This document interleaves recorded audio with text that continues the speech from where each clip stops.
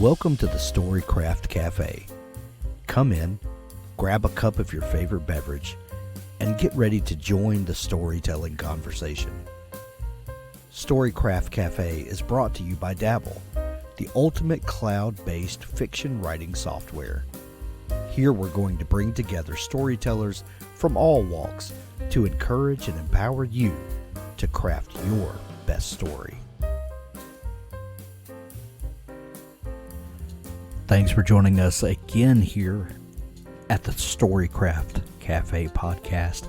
We've got a great show for you today with author Stephen Aryan. He is a fantasy author publishing his 8th book, or he's published 8 so far. I guess this will be his 9th book coming up.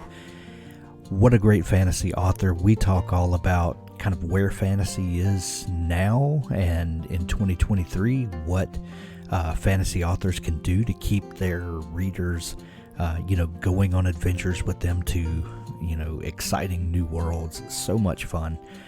You're going to love this interview. Be sure to follow us over at storycraft.cafe, where you can stay abreast of more author hangouts coming up, and you can join in the conversation. And be sure to subscribe to this podcast in your favorite podcast app. Now on to our show with Stephen.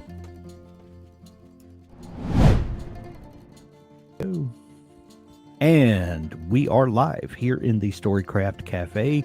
I am your host, Hank Garner, as always, and today I am super excited to have an old friend join me for another show. Stephen Aryan is one of the most prolific fantasy authors that I know, and someone who writes books that I just thoroughly enjoy. And Stephen has a brand new series that is launching next month, and I thought this would be a fun thing to chat about. Stephen, when you make these schedule these YouTube videos ahead of time, they make you put a title, and I'm terrible at guessing what a title should be, but I just guess that we'll talk about the modern state of fantasy. And the Judas Blossom, your new book coming out next month. This is a bit of a departure from the books that you have written in the past. First off, new publisher, new sort of subgenre, if you will, new characters. What was the inspiration for this new series? Yeah, so as you say, it's been a while since we talked. It's been a few years. So I did 6 books with Orbit, all kind of mages and wizards, and all very upfront and in your face, and very kind of lots of stuff going on. Then I moved to Angry Robot, and I did a duology, which is over my other shoulder there. Right. There. Anyway, there, The Coward and the Warrior, and that was a 2 connected stories that were reimagining the modern version of a fantasy quest. I wanted to start with that basic trope and then do something a bit different and talk about other things and use that as a vehicle to do that. And I'm constantly wanting to challenge myself and test myself and do something different. And so then I thought about historic fantasy, and I started looking into it. I'd been watching some things, reading some things, thinking about it. And these ideas stew in the back of your head for years at a time. And this was ticking over. And I pitched it to my publisher and my agent, and they were very keen on it. And so then, we're kind of off to the races with this new historic fantasy trilogy. And without a doubt, it's been the most challenging series I've ever done in my entire life, which is good, but also really difficult. Most people, I think, when you're not an author and you're not publishing, the idea is that it's like most things in life, the more you do it, the easier it becomes. The problem with that is that when you start a new book, everyone has the slate is wiped clean. The blank page is the great equalizer. No matter how many books you published, or your first one or your 9th one, in your case, you start with nothing. This is It becomes I think it becomes more difficult the longer you go, because you you have seen what you can do, and you Mm. want to keep stretching yourself, and you want to take on new challenges. And we've all, read authors that, kind of maybe rested on their laurels, and Yeah, you you, say you, like it you know feels that like they phoned this one in, and I'm sometimes thinking, were they having a bad year? Were they just not feeling it, and they wrote it because it felt like it should? It was under contract, and it's that thing of or you have to go on. maybe they took up golf, But after like 30 books, and you're thinking, oh yeah, let's do another one of those or something. It's like if it's constantly changing, or you're doing a new series, I get it. Like how people like Lee Charles have done like 24, 26 Jack Right, Reacher books. I love those books. I'm slowly working my way through them. But equally, it's the idea of, another Jack Reacher book. What else can he go into space? No, because that's too far. So, how do you do it? With fantasy, at right, least we have the option of it's a brand new world, it's brand new characters, it's a brand new setup. And we get to make it all up and start over again. The challenge is we get to make it all up and start again. Because as you said, no one knows sometimes who you are ever until you become a household name. So the fact that right. this is my ninth book, some people are like, who? They're just finding me for the first time. It's true, like John Gwynne, when he brought out his Hunger of the Gods and Shadow of the Gods, people suddenly discovered it. And it's like, yeah, 10 years in the making, John's been putting out awesome books every year for the last few years, like, Yeah. okay. Then they go back and read his other stuff. So I've no doubt some people will read Juice Blossom and go, has this guy written anything else? And they'll go back and see like, oh yeah, 8 other books since 2015. That's what he's been doing. Oh, we should look into his stuff. Please do. Well, speaking of overnight successes, 10 years in the making, Mm-hmm. you published your first book 2015, 2015. Yeah. but you had been writing since around 99 or so, Yep. if I remember right. That's right. Um, so and people will see that first published book and go to the bookstore and, oh, where'd this guy come from? He just lucked up, and they have no idea the years of Mm. toil that go into it. When you going from 99 to 2015, Mm-hmm. how many books did you write in that time? Or this is one thing I find fascinating, Stephen. I'll give you some insight into why Yeah, I'm asking this. sure. Some people have a story that they want to tell, and they finish it and they try to get it published, and it doesn't go anywhere, and they just go back and they dismantle that book and they rework it, and they just keep working on that story over and over and over again until they find out what was wrong with it, or Mm. put the polish, or maybe wait for the market to come around Yes. to where this book is, because sometimes it's just a matter of the book is great but the market is not ready for it, Mm. and these things have to line up. Other people, take Brandon Sanderson, for instance, wrote 13 books before he got published, and one wouldn't sell, and he would just, pitch it in the closet and start another one. Mm-hmm. Which one of those camps did you fall into? Same as Anderson. Yeah, trunk novels. So in 99, I was a much younger man. And I was Weren't writing. we all? Yeah, this is 20 years ago. We're older than we look. Yeah. I started young. I started writing novels young, and I thought it was good. And it was as good as I could make it at that time. But with every book, I got better and I learned more. And over the years, I was, going to events, listening to agents, editors, publishers, trying to glean as much information about how they did it, how they got there. And, I learned some stuff from them, but the end result, it boiled down to you write a book, you make it as best as you can, you work on it. And if it's not good enough, you do another one. Because you're right, I've seen people going around events and they've got this one book that they had for 20 years saying, this is the one, this is the one. And that belief is good, but also it can blind you to the fact that it might not be the one, but the next one you write could be the one. So I'd written about 9 books, I think. I'd tried different genres. I'd tried crime. I tried different techniques. So I'm a planner by just what it works. I plan all my novels, not everything, but most of it, a framework. Yeah. And I thought, okay, maybe it's because I'm not being spontaneous enough. Maybe I need to shake it up a little bit. So I wrote a book completely by the seat of my pants, finished it, and it was awful. It was terrible. But I thought I can fix it in the edits, and no, I couldn't. So that one, I didn't even try to send it out on submission. It was just not worth it. But for all the other ones, I'd write it, get friends to read it, I'd edit it over and over again, I'd send it out to agents, get rejected, rejected, rejected. Once I've gone through the list, that's it. There's nowhere else to go. And back then, self-publishing isn't what it is today. Right. So I never considered it as an option. Now it's totally different. Everything's changed. But then it wasn't really a thing. So I just get my head down, put that book in the trunk, and go on with the next one. Try different genres, tried crime, tried horror, tried sci-fi. And it just, some things clicked, some things didn't. And gradually, by constantly reading and constantly writing, I found something that hit the right agent at the right time, that then hit the market at the right time. So I emailed and contacted my agent in 2013, and my debut came out in 2015. So, you know, sort of 14 years of trying before I got anything. Wow. Really. And then 2 extra years before it came out. So yeah, it took a while.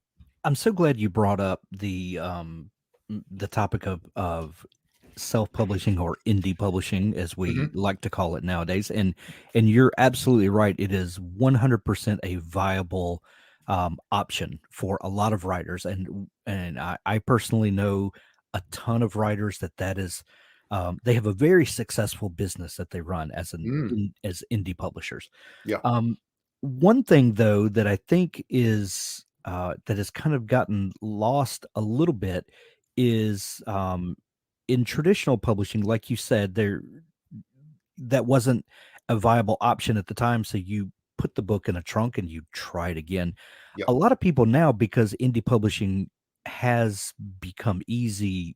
Well, I'm never say that it's easy, but it's easier. Yeah. You can take that book that maybe didn't catch the eye of an agent, and you can publish it. And you know, sometimes you can find an audience for that book, and maybe it's a sizable audience, maybe it's not.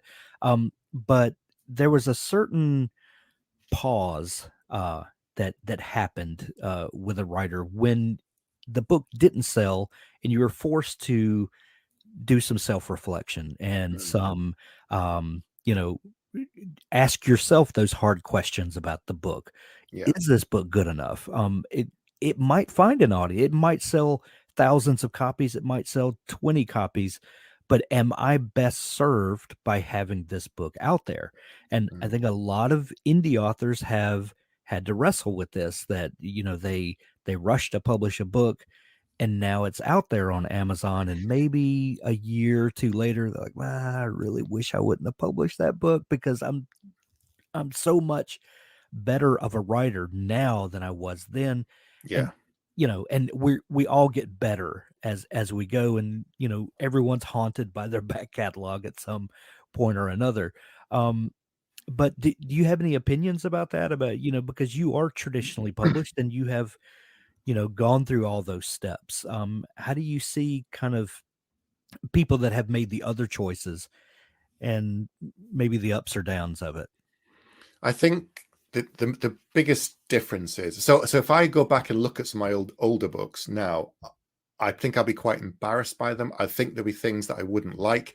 It might be that the core of the idea is salvageable, that I could use to tell a new story, but I don't think any of the older books or could be reworked by themselves, because I wasn't the same kind of writer, and I've learned a lot more.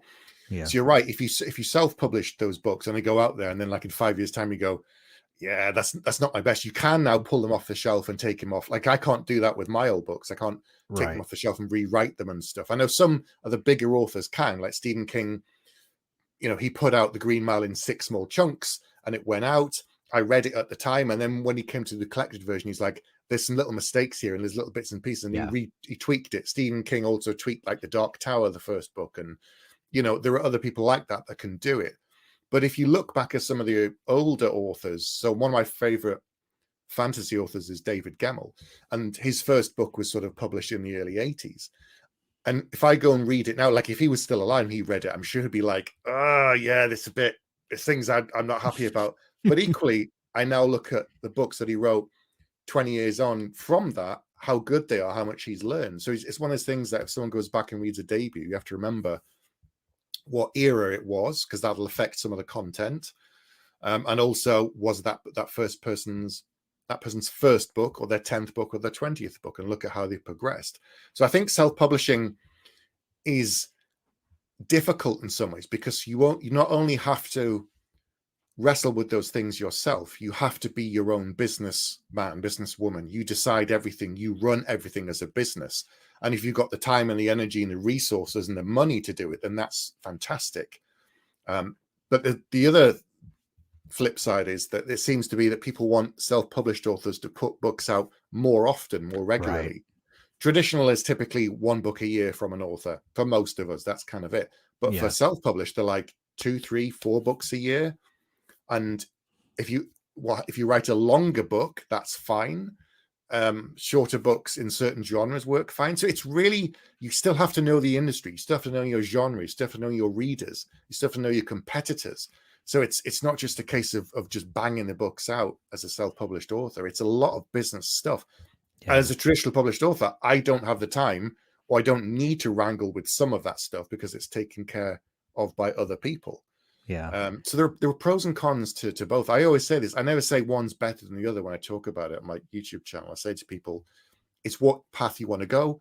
If you're a stay-at-home mom and you've got 3 kids and you get to write for like 5 hours a day, have you got time to do all the business stuff on top of it? Or do you want to, hand that off to someone else and they do it and try the traditional route? So it's fitting in with your lifestyle now as much as your existing resources, and then use your skill and your talent and your desire to tell stories on top of that. Do you think that the quick nature of publishing, and you talk about how some indie published folks are putting out multiple books a year, and if you go to the Amazon store, there are just thousands upon thousands, hundreds of thousands of titles in any particular genre. I still have books that I read, in my teens and 20s that mean a lot to me, and I, have them on the shelf here behind me, and I'll go back and reread them often, once a year, once every 2 years or so, and they've kind of become part of who I am. Do you think that the nature of publishing now is squashing some of that? Do you think that we hold on to books and hold them in with the sort of esteem that we used to? Are there too many books in publishing now for that to be as much of an issue? I think people can find more because there's more books, and there's more books that are tailored to very specific subgenres. If you're looking for a specific thing, you can find it a lot easier now. Because of the internet, you can ask the question and someone somewhere has read that kind of a book, if it exists, and they can tell you. And that particular book could be very, very particular and very special to a certain group of people. So that in 20 years, they will look back in the same way as I look back on the Earthsea books. Right. And just, how important. I've got the special hardback ones there that with the illustrations because they mean so much to me. Right. But someone growing up now might read it and be like, I don't connect with it. I don't get it in the same way. I don't understand it. And they read something else that's more modern, that's similar, that has, that someone's closer to their background, upbringing, whatever it might be. So I think it's easier to find touchstone books now than it was before, not just because of the internet, but because there are that many more books being published. But on the flip side of that is it's harder to stand out. It's harder to get noticed because there are a lot more distractions now than there were. I keep saying this to some people, friends who've got kids. I have to explain to them what we did before the internet existed. And they don't really get it. They think we just kind of like sat around playing in the mud in the garden. And right. I'm like, no, we go to the library and read books. I'm like, yeah, but what else would you do? Well, we watch TV. Yeah, but what else? I'd go outside and play. Right. Oh, So there's pros and cons at the end of the day. I saw a video that you made a little while ago, and you were talking about because we didn't have the internet when we were younger. I think you were talking about your discovery of the Dragonlance series. Yes. With Weis and Hickman, and how you didn't know this whole connected world and what they were doing, and all of that. But that's 100% true. When you discovered a series, like there was something magical about Yeah. unearthing these little nuggets of information, and oh, this connects to this, and it was. I don't want to go back from living in 2023. Don't get me wrong, No, but there but was something great about there's a sense of discovery when we were younger that you just don't have now, because information is literally at your yeah, fingertips.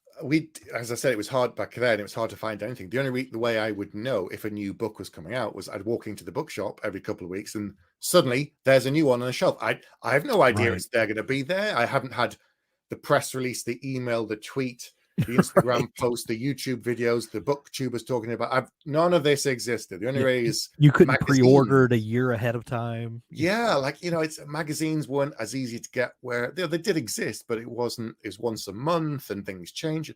So yes, you're right. There's that discovery phase of, unless I don't read a bunch of stuff in the industry, which I do anyway. The only way I'd have that spark of discovery is walking into a bookshop, start looking down the shelves and turning books over and reading the spine. And I get that sometimes, like there's stuff I've missed, or someone says, "Have you heard of this book?" I'm like, "No." And the next time in a bookshop, I see it and go, "Oh, that's what it is." And I turn it over and think, "Oh, that sounds interesting." But it's not the same. It's not the same kind of that rush of book four's come out. I didn't know it was going to be a book four. Oh my God, I thought it ended at a trilogy. What? It's just that childish delight, really. I think some of that's gone because the information's all there. It's all there. Is it, it would seem that it's much easier to be a fantasy author when you have a decidedly English accent like you do. It's one of the rules. You have to be English accent and a cat. And a cat. I'm I've got allergic to two, cats. so I'm okay. Yeah, I'm allergic to cats, so I You can be a guess sci-fi author then and have a dog. well, That's okay. there you go. You see? The your previous 8 books had more of the feel of what we would consider traditional fantasy, of Yeah. the sort of European flair, informed by European culture in a lot of ways. Your new series, that the Judas Blossom is the first book in, takes its inspiration from Persian culture. Yes. Tell me about why you decided to do that, and you have Persian heritage, Yes, if I I'm do. Yeah. Iranian. What made you want to connect with your culture in that way, and how difficult was it? We're also steeped in this European tradition of fantasy. Was it difficult to kind of stretch out in these new cultures, and to kind of build a world that maybe people aren't? I think for some fantasy series, because we're so used to these types of settings, it's easy to kind of fall in, because Yeah. we expect certain tropes, and we Yes. expect societies to be built in a certain way. Talk a little bit about just branching out. Yeah. So my dad's from Iran. I was born there. My mum's English. I lived in England all my entire life. I've still got some family out there, but I haven't been there in 40 years. Sure. In the last, I'd say 10 years, probably, we've maybe 15, if I'm being generous, we started to see more non-traditional fantasy stories. Now, they did exist because I spoke about, as you said, Weis and Hickman, and growing up, I read things like Rose of the Prophet trilogy that they wrote in the 80s, which was completely set in a pseudo Middle Eastern setting. That was quite interesting. The fact that the Earthsea books, all the characters in it are people of color. It's never an obvious thing. It's never overtly mentioned, but that's part of the story. So there were things that I was seeing growing up that had echoes of things from my own mixed heritage that I could see. Even if it was someone like Tanis Half-Elven from the Dragonlance books, because he's both human and elven. So he's from two totally different warring cultures that don't really get on sometimes. So there was bits and pieces. But in the last few years, we've had books inspired by certain African countries. Evan Winter's done a sort of pseudo-African one. We've got Sarah El Arifi, who's doing one based on her mixed heritage. We've had Shelley Parker Chan doing She Who Became the Sun, based upon her, Chinese heritage. And there are lots of others coming. And there's more that I haven't mentioned, of course. So that seemed that it isn't that fantasy fans are bored of that other kind of style. It isn't that there isn't room for them. It's just that having other stories out there with people who have links to certain cultures is becoming easier or more welcome, I guess, from an audience who don't mind trying something different, like to find out about cultures and customs and countries they've only read about or seen on the TV or don't know much about. So when I pitched it to my agent and then my publisher, they were very on board with it. The challenge then becomes, because it's historic fiction, as historic fantasy, sorry, it's not historic fiction, historic fantasy, there is a fantastic element in it. It's not as big as some of my others. There aren't massive wizards and things running around or dragons. It's very much set in Earth in the 13th century. The story starts in 1260. And all of the main tentpole events in the first book are based upon historic facts. They actually happened. Now, the timings are slightly off, and the people of who was there, I've had to massage. And also sometimes like a war will start and then 3 years later it finishes. I can't really have that in a book, the whole of it, because otherwise I'd just be like, the war starts and then it went on for a while. War's over now. And I've just kind of summed up 3 years in a few chapters or paragraphs. It's like, you can't do it that way. So sometimes I've had to move things around because I want to tell this cohesive story that makes sense to the reader, that has satisfying payoffs. Some of the characters are based upon real historic people.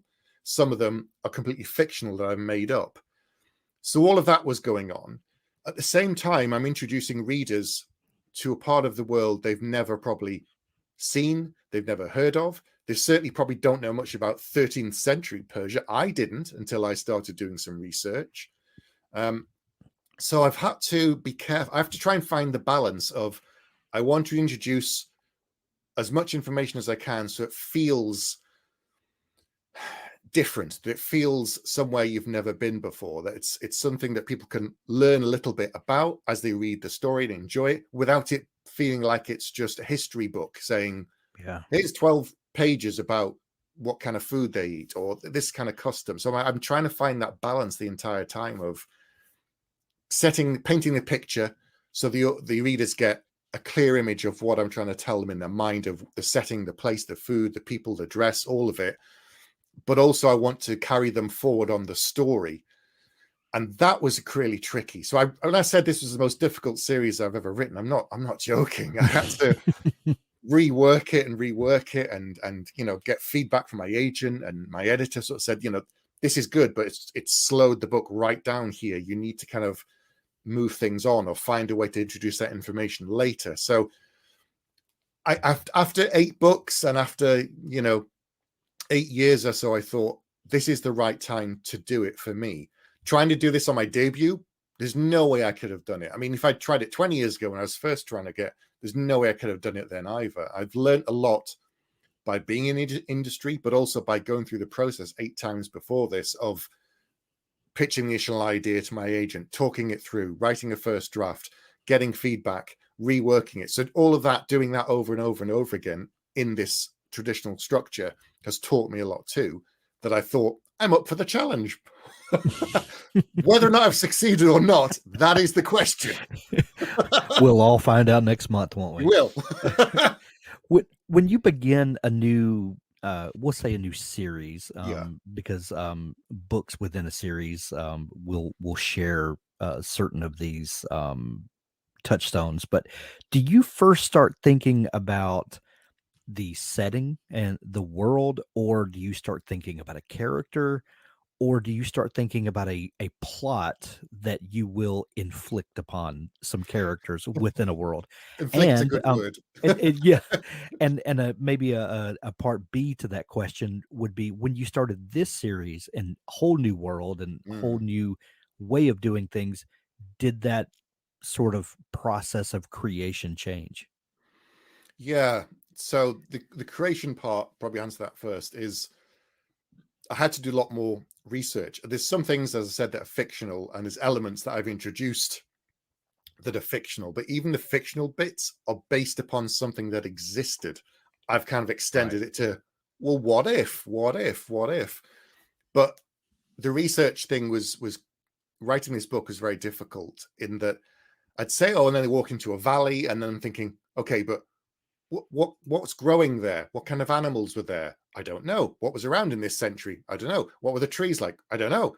So every time I start to write something, I have to constantly stop and go back and be like, oh yeah, right, let's do some research to paint the picture right, to get it fairly accurate. So that was difficult. Introducing people to a new world is always tricky. I started with the setting and some of the characters. I think I started originally, I knew that I wanted to set it in Persia, and then I started thinking, well, what era?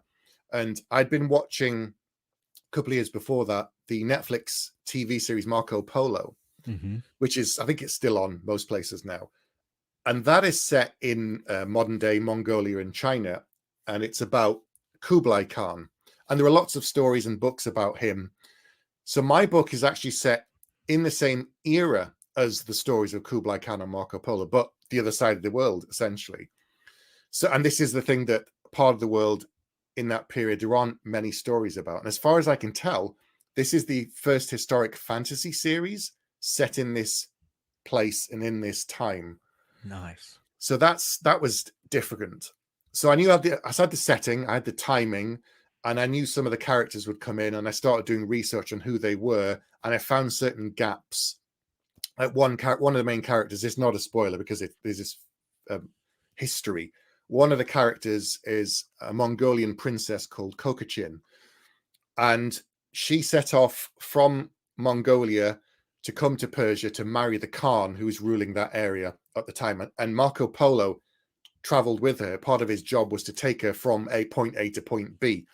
It took 2 years for the journey. And by the time she got to Persia, the person she was going to marry, the Khan, was dead. His son had then taken over as the Khan. So she married him instead. And according to history, 3 years later, she was dead.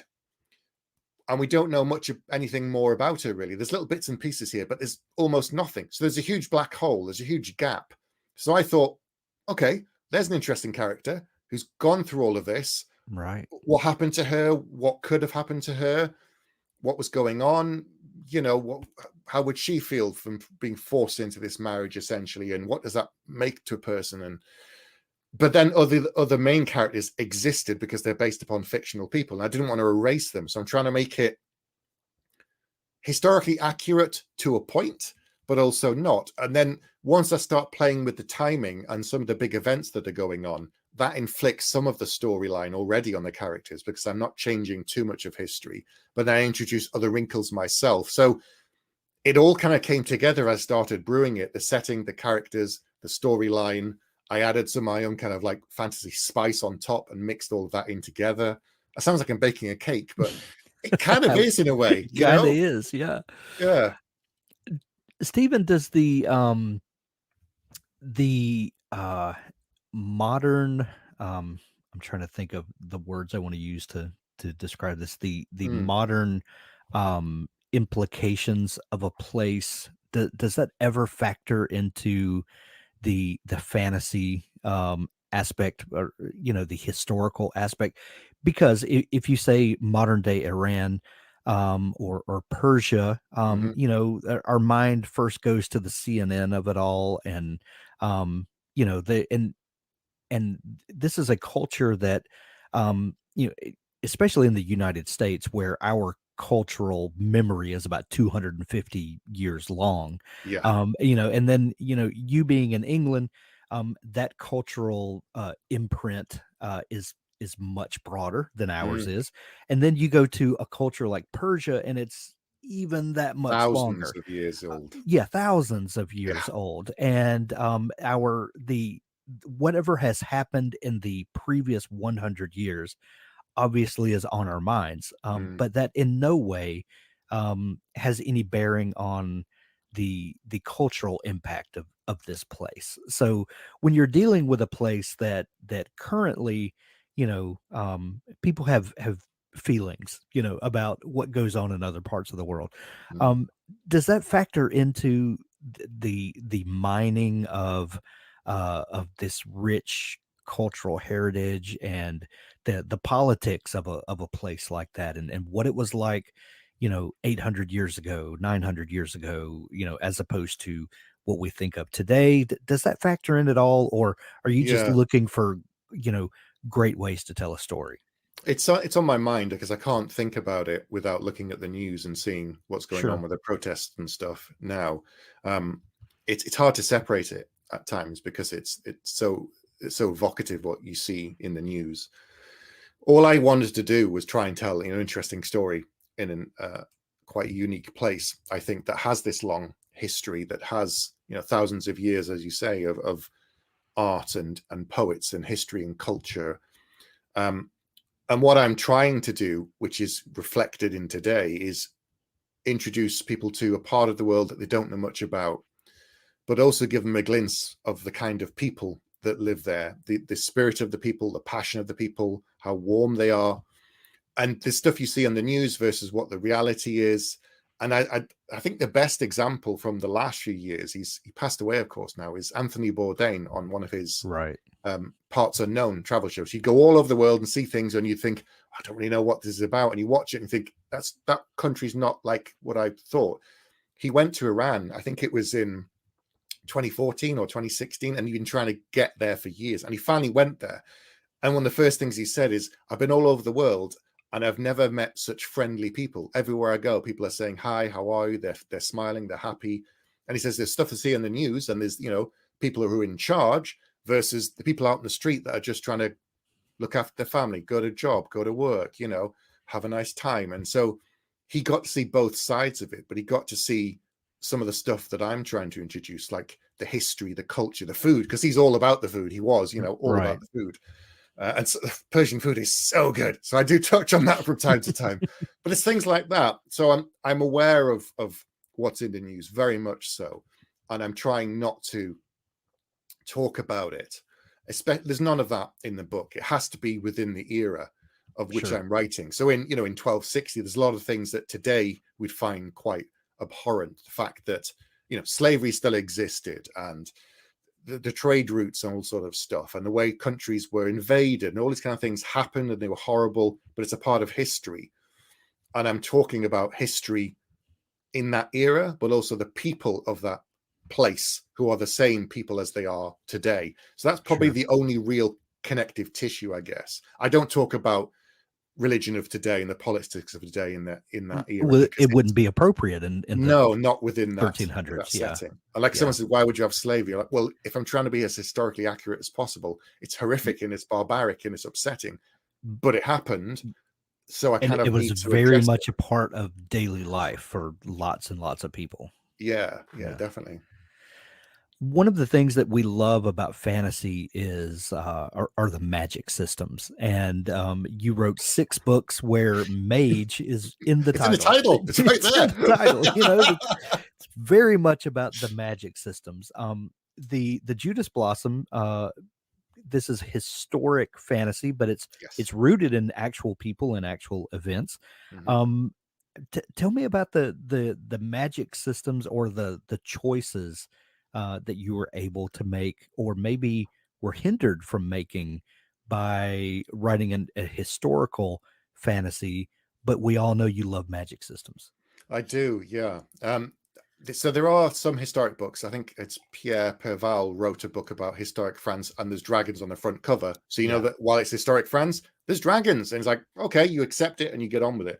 This was more a case of Well, the who book wrote the focuses fantasy on... series about the French Revolution, but there I are think so. dragons? Yeah, I can't remember the name of the series. Someone will know it and be shouting at us. But anyway. But that was straight away, you knew this is what you're getting. It's an alternate version of history. Mine's more of, it's focusing on the history and the politics and the warring and the turmoil in the area. And there's some espionage. There is a hint of magic, but it isn't the focus of the story compared to what I've done in the past. I've done big, loud magic. I've done that. So there are no mages wandering around in this series. There are no fireballs and lightning bolts out the sky. There is something there. I don't want to say what it is because it kind of spoils it, but it's not something that takes over and becomes the whole story. The story is the events and the people and how they navigate through all of these things that are going on. The magic is more like a whisper of something that happens around the edges. There's something happening. But even the magic system is based upon something that kind of exists, that I've just kind of gone off to one direction and thought, that'd be interesting to see what I could do with that. So it's not something I did come up with it, but I started with something that's based in fact. So I didn't want to have huge events be radically changed by magic within my series. Like there's a huge war and a wizard just comes out and plop, wipes out an army. Right. Like, if I wanted to do it, I could, but it's not as satisfying. It's not as interesting. I've done that kind of very fantastical thing. So it is fantasy, but the historic aspect is very much front and center. So less focus on the fantastic, more focus on the people, the world, the setting, and the espionage and the politics and the warring aspect, because that's so prevalent in that part of the world and in that era. Right. I think most people are at least a little familiar with like the Arabian fantasy aspects and the jinn and some of those magical things that people can put in fantasy. And I don't know anything about Persian history much other than Bible stories from from Sunday school. But are there fantastical tales like the jinn and like what sort of things were you able to uncover that you could weave in or pull from? So I grew up reading Greek and Roman mythology, mostly Norse mythology, and as I got older and went through the library, I read whatever I could find. But it wasn't until my 20s or even 30s that I came across Persian mythology, and the same sort of thing. They have thousands of years of history with books with fantastical collections of stories, and one of the best, most known is this one called Shahnameh, which is by it's got all sorts of stories of characters and monsters and heroes and villains and nice. Giant rock creatures and white demons and kings, and so it's there. It's been stories that are thousands of years old. They exist. I've borrowed little bits and pieces, but if I'd written it based upon that kind of a mythology rather than historic, it would have been a much more fantastical kind of stories, closer to what I've done before. So there are, spirits and demons and things in Persian mythology. They all exist in a similar sort of thing. They're different names. Some of the stories feel familiar. So we're all familiar with Hercules and his great trials and tribulations. They have a similar character who went through a number of challenges as part of his life when he became this great hero. So there are echoes all the way through that will be vaguely familiar to some people. It might be that in the future I do a story that leans more heavily into that and starts with the fantastical aspects. But this series has bits and pieces of things woven in, I'd say. You won't see demons popping out the ground or giant rocks coming down. But I could do a series, that starts with that kind of thing front and center again. Like instead of dragons, it's 13th century Persia, but giant rocks that everyone rides, these huge birds that are part of their folklore, Oh, that would be awesome. That's the next one. No one steal that one. I'm doing that one next. Copyright. Your previous series, Quest for Heroes, which was The Warrior and the Coward, was a duology. Yes. That was your first series that you wrote for Bad Robot, is that right? Angry Robot, yes. Angry Robot, I'm sorry. And the new series, that the Judas Blossom, is the first book of The Nightingale and the Falcon. This is going to be a trilogy. Yes, that's right. Yeah, I'm currently writing book 3 now. I'm halfway through. So yes, July for the next 3 years, these books will be coming out. Nice. When you began this series, did you have a firm grasp on where book 3 was going? Most of it, yes. Some of it, no. Because the further you go, the more I obviously went into my own story.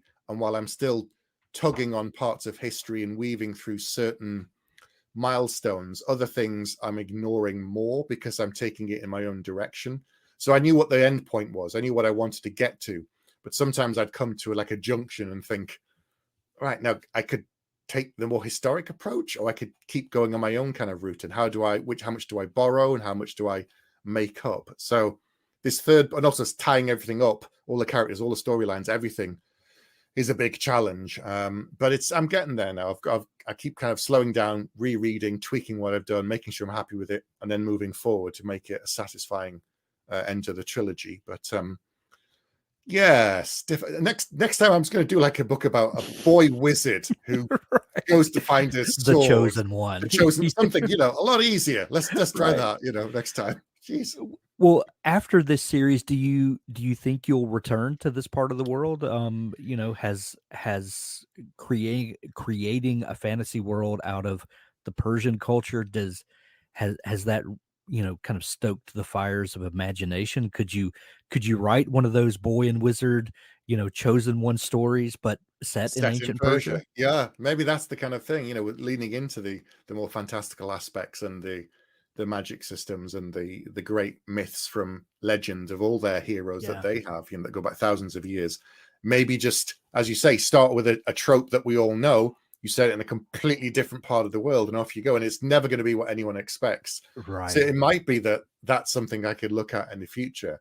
But I think after such a research-heavy project, such a challenging project, because I have to adhere to certain parts of history, I didn't want to radically change things. I need a little bit of a change before I come back to something like this. It might be that I do another one a couple of centuries later, because things would have changed. I mean, you get these people who do a series and then they revisit it, and like 20 years, 30 years on, the characters are older, or the grandkids, or whatever it might be.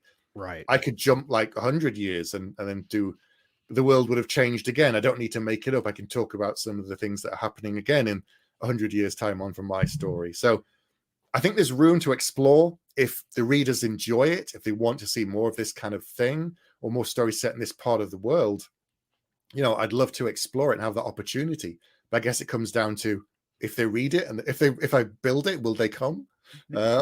Well, just do another trilogy with mage in the title. We'll all go up, and Persian mage. That's the next one. Persian mage. There you go. There you go. You heard it here first, folks. That's it. Stephen, I'm so excited about the new book coming out. We'll be sure to boost it when it comes out. For folks that are just discovering you and want to dig into all the great stuff that you have done and will continue to do, where's the best place for them to find you online and, sign up for the journey and go along with you? Thank you. I definitely go to my website. It's stephen-aryan.com. I'm on Twitter at Steve Aryan. Those are the best places to find me, really. I'm pretty active on my website and on Twitter. I'm on Instagram, but I don't really know how to use it, what I'm doing, but I'm there. Pictures of cats mostly. And things like that. It's Twitter and my website are the best places, and it's got all the information on all my previous series in which reading order, because people always ask, where do I start? What do I start with? So all the information is there. New series starts in July. Trilogy takes me through to 2025, and later this year or next year I'll start planning and writing something new. So busy. It all starts all over again. It does. Stephen, it's so much fun to catch up. Thank you so much for joining me. Thank you for inviting me. I really appreciate it, Hank. I really do.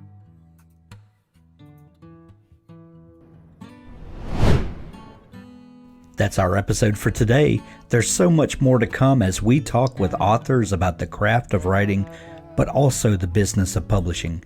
Be sure to subscribe to the Storycraft Cafe podcast in your favorite podcast app to never miss an episode. The Storycraft Cafe is made possible by Dabble. Writing a book is challenging. Your writing tool shouldn't be. Dabble is an easy-to-use online writing tool packed with helpful features that allow beginning novelists and published authors to create amazing stories. Visit us at dabblewriter.com and start your free trial. Thanks for listening.